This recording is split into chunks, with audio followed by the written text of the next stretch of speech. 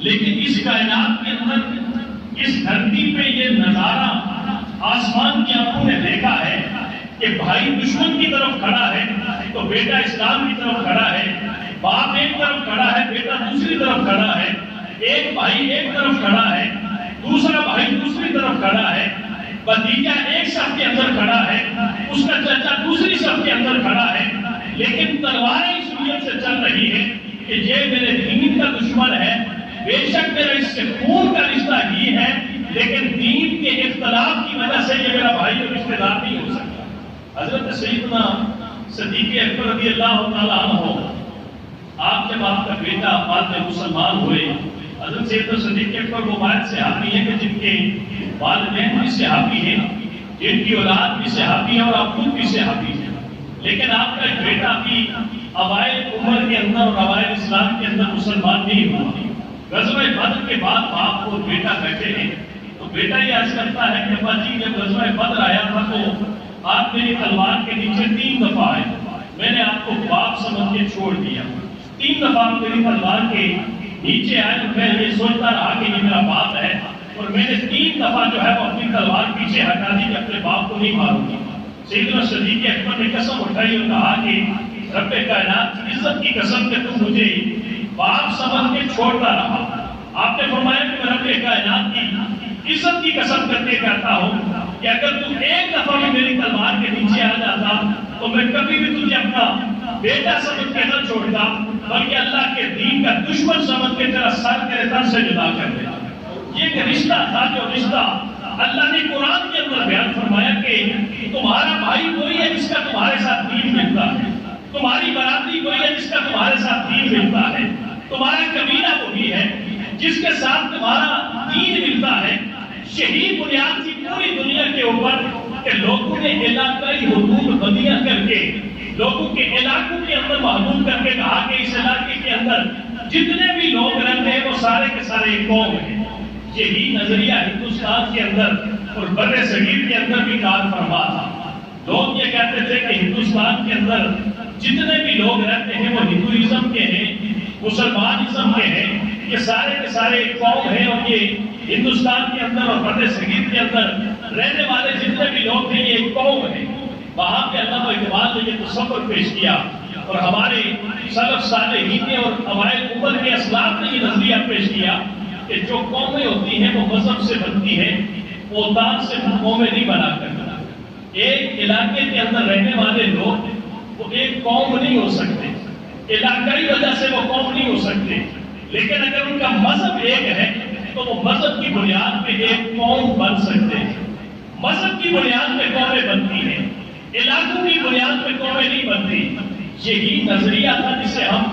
2 قومی نظریہ کہتے ہیں کہ یہاں ہندوستان کے اندر 2 قومیں آباد ہیں، ایک مسلمانوں کی قوم آباد ہے اور دوسری ہندوؤں کی قوم آباد ہے۔ اس لیے کہ ہمارا مذہب الگ ہے، ہندوؤں کا مذہب الگ ہے، ہماری عبادات کا طریقہ الگ ہے، ہندوؤں کی عبادات کا طریقہ الگ ہے، ہماری مذہبی روایات اور ہیں،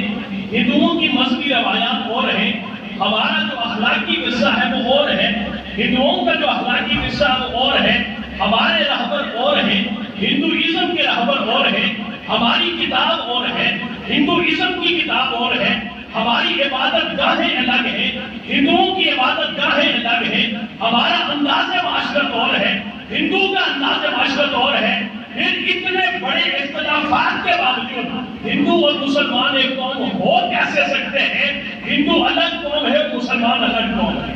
یہ تصور ہندوستان کے اندر مسلمانوں کا دیا ہوا تصور تھا، لیکن میں یہ کہتا ہوں کہ یہ تصور صرف ہندوستان کے اندر بسنے والے مسلمانوں نے ہی نہیں دیا، بلکہ غزوہ بدر کے اندر 2 قومی نظریہ اللہ کے محبوب نے جب پیش فرمایا تو باپ کے مقابلے میں بیٹا کھڑا ہے، بیٹے کے مقابلے میں باپ کھڑا ہے۔ اگر صرف قوم دیکھی جاتی تو باپ اور بیٹا تو ایک ہی قوم سے ہونے چاہیے۔ 2 بھائی اگر ایک دشمن کی طرف کھڑا ہے، ایک مسلمانوں کی صف میں کھڑا ہے، تو دونوں بھائی دونوں کو ایک قوم کا ہونا چاہیے تھا۔ لیکن غزوہ بدر کے اندر جو 2 قومی نظریے پہ لڑا گیا،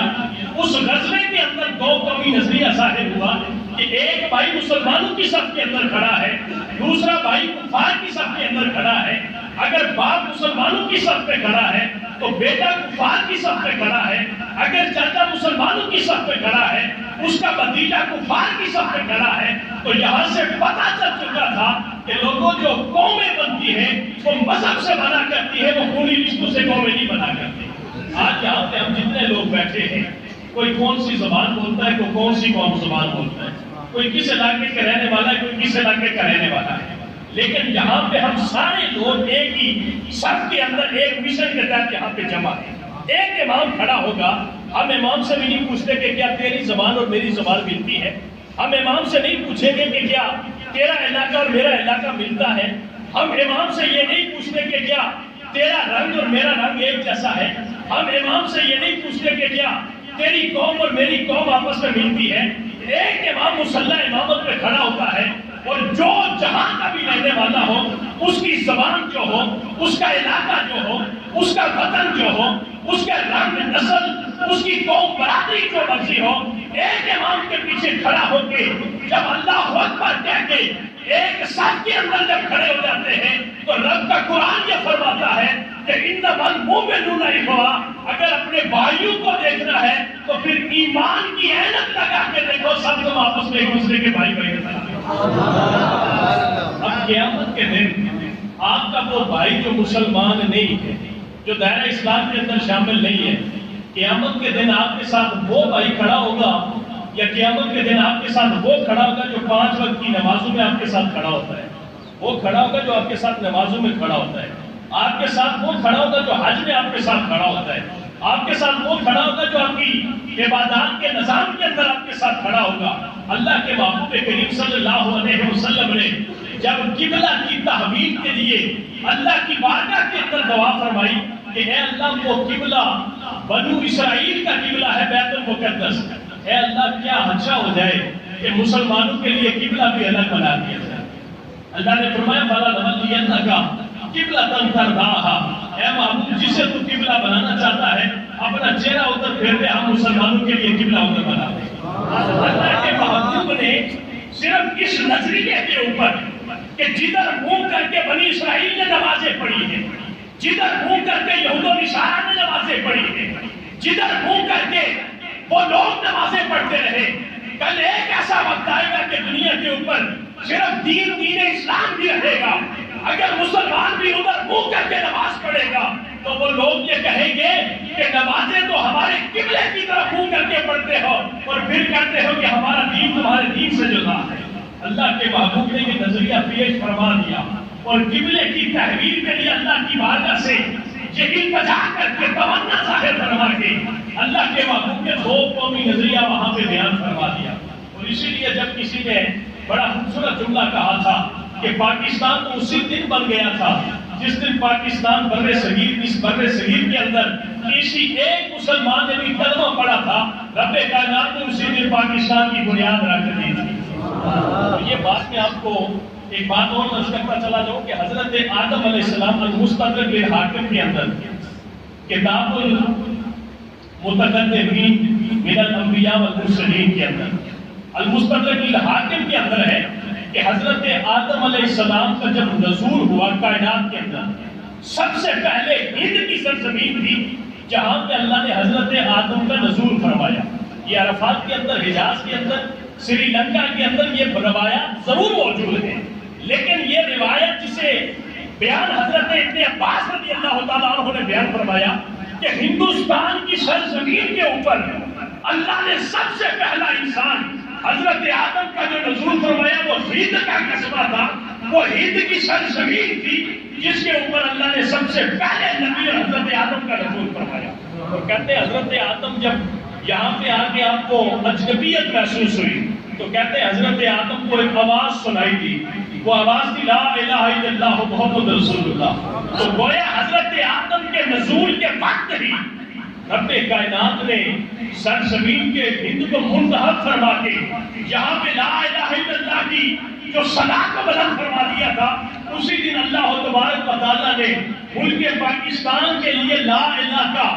نظام منتخب فرما کے اللہ نے اس دھرتی کو اسی دن منصر شہود میں ظاہر فرما دیا تھا۔ اسی لیے کہا یہ جاتا ہے کہ مدینہ شریف کے بعد اس وقت دنیا کے اندر 60 سے زیادہ اسلامی ملک موجود ہیں، لیکن مدینہ شریف کے بعد اگر پوری دنیا کے نقشے کے اوپر اسلام کے نام پہ بننے والا کوئی ملک ہے تو وہ الحمدللہ وہی ملک ہے جس ملک کے اندر ہم آباد ہیں۔ یہ واحد اسلامی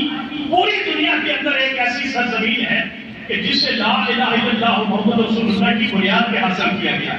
اور پھر حسن اتفاق دیکھیں اور اللہ کی منشا دیکھیں کہ جب یہ پاکستان بنا تو اللہ نے پاکستان جس رات کو 13 اور 14 اگست کی جو رات تھی وہ 27ویں رمضان کی شب تھی، رمضان کی 27 کی شب تھی، جس رات کو اللہ نے یہ پاکستان عطا فرمایا۔ پھر جو پہلا جمعہ المبارک 14 اگست کا جو پہلا رمضان کا جمعہ جو پاکستان کے اوپر سورج طلوع ہوتا ہے، اور رمضان کا الوداع جمعہ المبارک تھا جو پاکستان کی سرزمین پہ پہلا دن ظاہر ہوا۔ یہ اللہ کا کرم تھا کہ جس رات اللہ نے ہمیں قرآن کریم عطا فرمایا اسی رات اللہ نے ہمیں یہ ملک پاکستان بھی عطا فرمایا۔ اور یہ مبشرات رسول ایک کتاب میں پڑھ رہا تھا، اس کے اندر وہ لکھتے ہیں کہ اگر خوشخبری مصطفیٰ کے آداب کو نکالا جائے تو وہ آداب 1947 بنتے ہیں۔ خوشخبری مصطفیٰ کو اگر دیکھا جائے تو وہ آداب 1947 بنتے ہیں۔ اس سے پتہ یہ چلتا ہے کہ یہ پاکستان کوئی حادثاتی طور پہ نہیں بنا، یہ اللہ کی کامل مرضی سے اسلام کا قلعہ بنانے کے لیے اللہ نے 10 لاکھ مسلمانوں کے خون کی قربانی لے کے ہمیں یہ ملک پاکستان عطا فرمایا۔ یہ ملک پاکستان اللہ نے عطا فرمایا ہے۔ ہم تو کہہ دیتے ہیں ہم پاکستان ہے، یہاں پہ ہم رہتے ہیں، پاکستان ہمارا ملک ہے، لیکن آنکھیں بند کر کے اگر بندہ سوچے 10 لاکھ بندہ شہید ہوا، 10 لاکھ بندہ شہید ہوا صرف اس وجہ سے کہ ہم ایک آزاد ملک لیں گے۔ کس لیے؟ اس لیے کہ وہاں لا الہ الا اللہ محمد رسول اللہ کی حکمرانی ہوگی، وہاں اللہ کے رسول کے نظام کو رائج کیا جائے گا، وہاں پہ ہم آزادی سے اپنی عبادات کا نظام لے کے چل سکیں گے۔ پوری دنیا کے اندر